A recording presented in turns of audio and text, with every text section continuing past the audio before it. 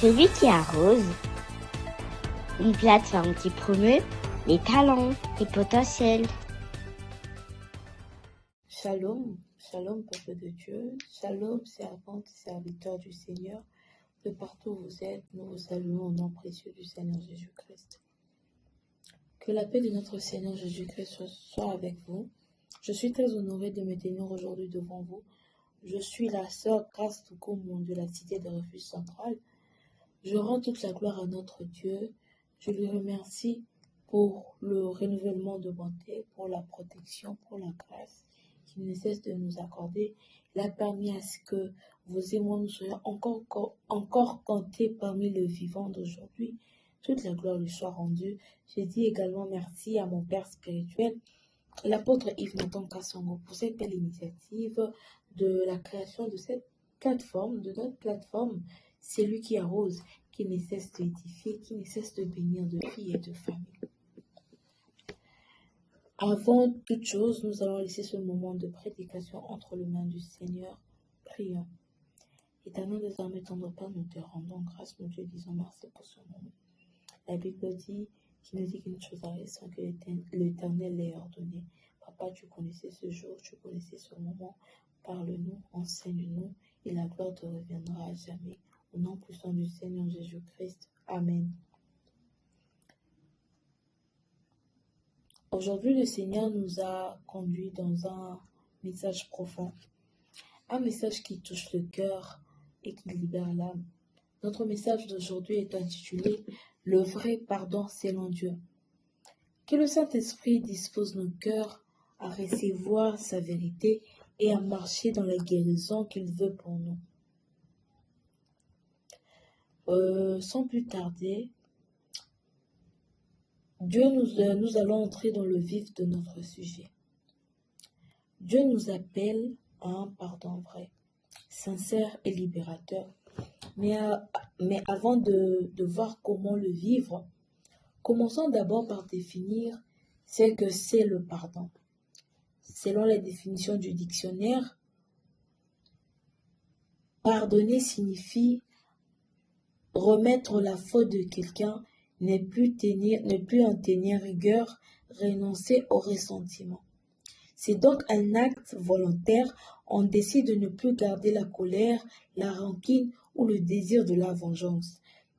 Selon la définition biblique, dans la Bible, le pardon va plus loin en disant ceci.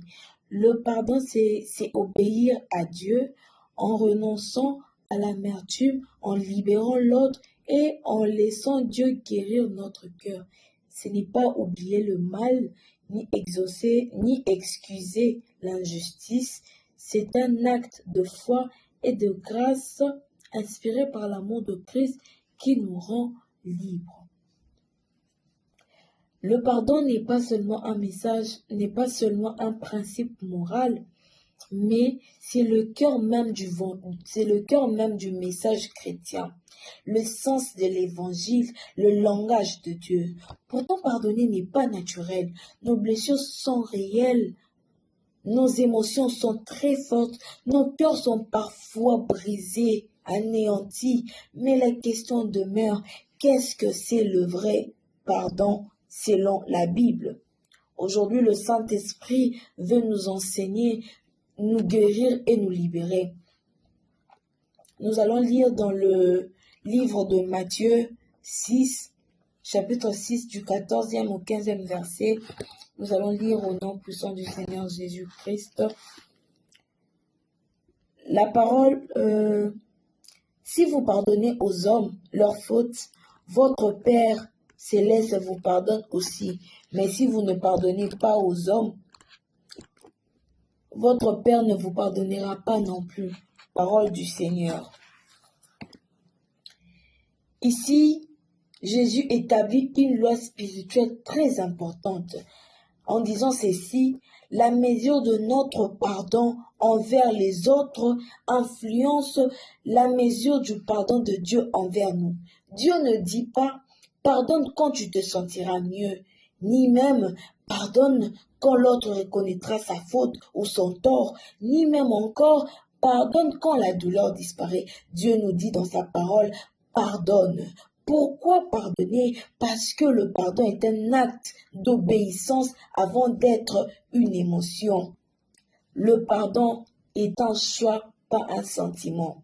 Nos émotions peuvent rester blessées, notre cœur peut encore trembler de la douleur, de l'amertume, mais l'obéissance à la parole de Dieu nous pousse à dire ceci: Seigneur, je choisis de pardonner malgré la douleur, malgré les blessures, malgré l'amertume, malgré que mon cœur est brisé, mais moi je choisis de pardonner. Le pardon n'efface pas la douleur immédiatement, mais le pardon, il ouvre la porte à la guérison. Le pardon libère et guérit. Tant que nous refusons de pardonner, nos prières sont lourdes, bien-aimés. Notre cœur est chargé, nos cœurs sont chargés d'inquiétude, nos cœurs sont chargés d'iniquité. Notre paix disparaît complètement. L'amertume s'installe, l'amertume prend le dessus lorsque nous refusons de pardonner. Les blessures s'enracinent, trouvent une place et s'installe, s'enracine, les blessures s'enracinent en nous. Mais lorsque nous pardonnons, même si cela semble difficile, le Saint-Esprit commence un travail très profond en nous. Éphésiens chapitre 4 au 32e verset nous dit ceci: Soyez bons les uns envers les autres, compatissants, pardonnez-vous réciproquement comme Dieu vous a pardonné en Christ. Autrement dit, pardonne comme tu as été pardonné. Dieu ne nous a pas pardonné parce que nous le méritons. De la même manière que Dieu nous a pardonné, c'est de cette même manière que nous, bien-aimés, nous devons pardonner à ces personnes qui nous ont offensés. Pas parce qu'ils méritent ce pardon, mais parce que, premièrement, le pardon est une obéissance. Parce que le pardon est un acte d'obéissance avant d'être une émotion. Nous devons tout, premièrement, pardonner. Le pardon libère avant tout celui qui pardonne. Le pardon libère d'abord celui qui pardonne. Le pardon reflète Christ lui-même. Christ étant notre modèle parfait, sur la croix, alors qu'on lui faisait le pire, Jésus a prié en disant ceci dans Luc 23, 34. « Père, pardonne-leur, car ils ne savent pas ce qu'ils font. » Il n'a pas attendu que le soldat lui demande pardon, ni même que la reconnaissance du bourreau, ni même que le peuple reconnaisse au moins qu'il a guéri le malade, qu'il a ressuscité le mort, qu'il a changé l'eau en vin. Il n'a pas attendu cette reconnaissance, mais Jésus-Christ, il a pardonné à ces personnes parce qu'il portait en lui la nature de Dieu. Le pardon n'est pas une simple réaction humaine, mais le pardon est une manifestation divine. Quand tu décides de pardonner, nous ressemblons à Christ. Bien-aimés dans le Seigneur, quand nous décidons de pardonner, nous ressemblons à Christ. Quand nous décidons de pardonner, nous nous tenons à son niveau spirituel. Et quand nous décidons de pardonner, cela nous pousse à déclarer ainsi: la grâce qui est en moi est plus forte que les blessures causées par mon frère ou par ma soeur. La grâce qui est en moi est plus forte que l'amertume de mon cœur. La grâce qui est en moi est plus forte que cette trahison, que cette blessure enracinée au plus profond de moi. La Bible nous parle d'un homme. Nous avons l'exemple d'un homme extraordinaire, d'un homme qui a pardonné l'impardonnable. Cet homme de Joseph, nous connaissons tous Joseph. Dans Genèse 37 à 50, nous parle de l'histoire de Joseph. Nous connaissons bien qui est Joseph. Joseph a été trahi, Joseph a été vendu, Joseph a été abandonné par ses frères. Il a été faussement accusé, emprisonné injustement. Arrivé au pouvoir, il aurait pu détruire ses frères.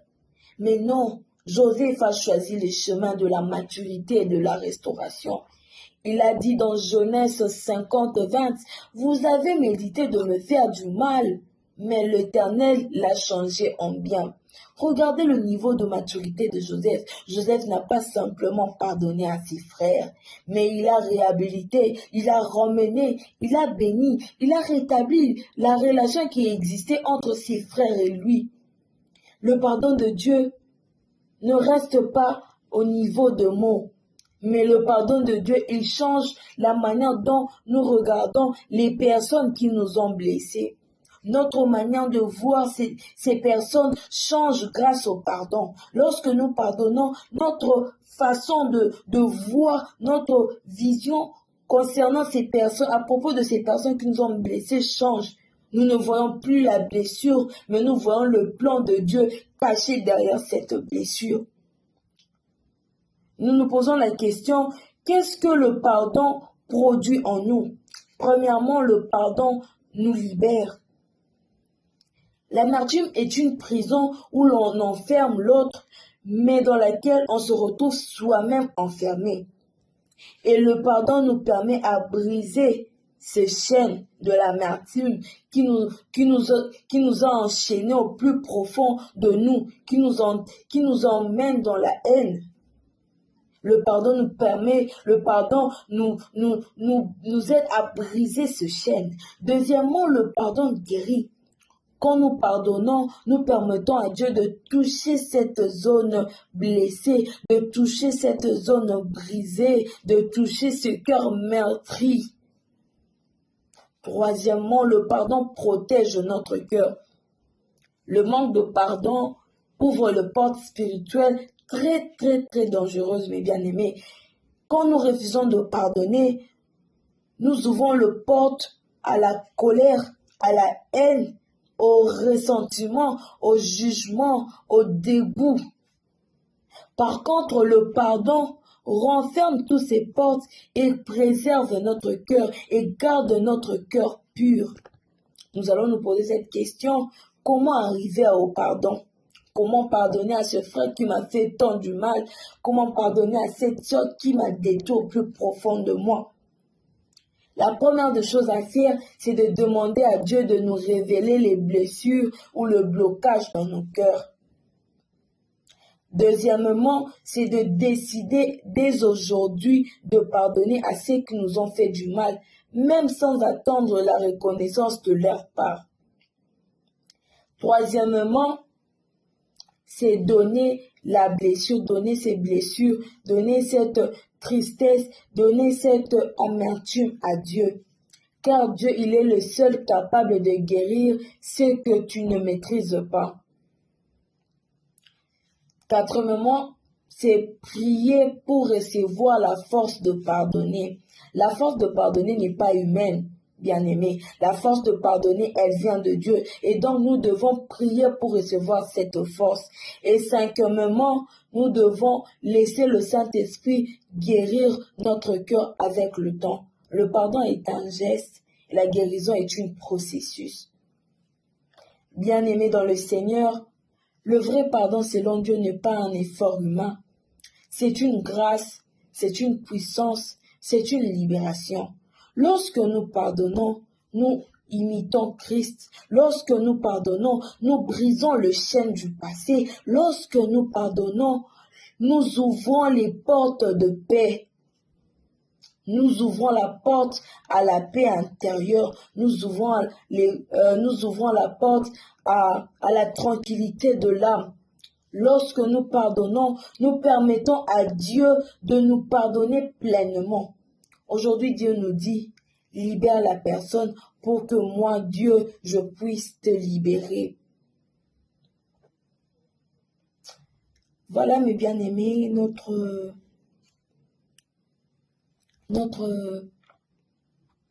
prédication d'aujourd'hui. Et nous devons demander le vrai pardon. Nous devons pardonner, chers bien-aimés. Avant de nous séparer, nous allons passer un petit moment dans la prière. Nous allons dire ceci à Dieu. Seigneur, nous présentons nos cœurs devant toi. Révèle-nous les blessures, les blocages, les offenses. Donne-nous la force de pardonner comme toi tu nous as pardonné en Christ. Délivre-nous de l'amertume, guéris nos cœurs, restaure nos relations et remplis-nous de ta paix. Au nom puissant du Seigneur Jésus-Christ, nous avons ainsi prié. Amen.